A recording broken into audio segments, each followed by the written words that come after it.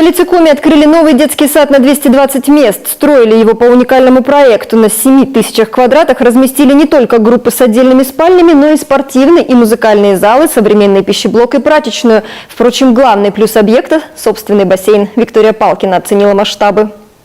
Кровати заправлены, игрушки расставлены. Для воспитанников в новом детском саду уже все готово.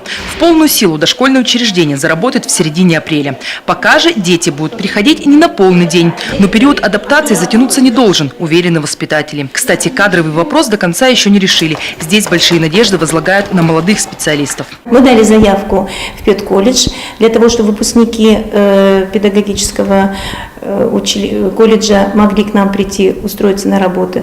Мы дали адресные заявки, потому что мы видели этих девушек на практике и предложили им сотрудничать с нашим детским садом. Но я так думаю, что в ближайшее время кадрами мы укомплектуемся полностью. Бассейн, которым здесь уже гордятся, еще не запустили. По технологии необходимо выдержать определенные сроки.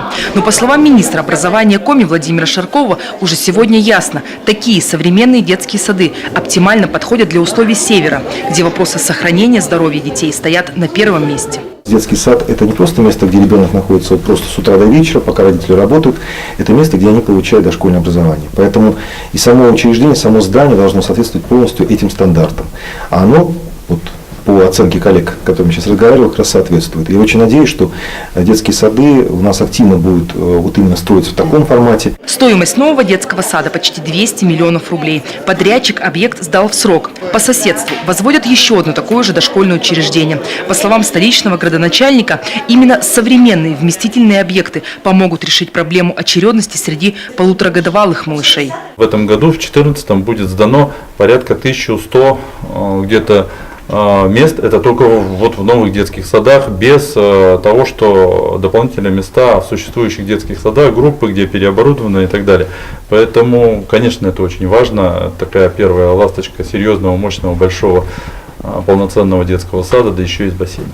Сейчас сыктывкарские власти будут разрабатывать схему доступности для этого микрорайона, вводить дополнительные автобусные маршруты и, конечно, обустраивать безопасные пешеходные переходы по пути к детскому саду.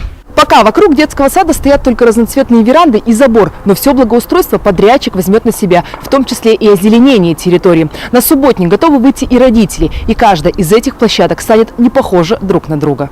Виктория Палкина, Олег Остромин, телеканал Юрган, Сыктывкар.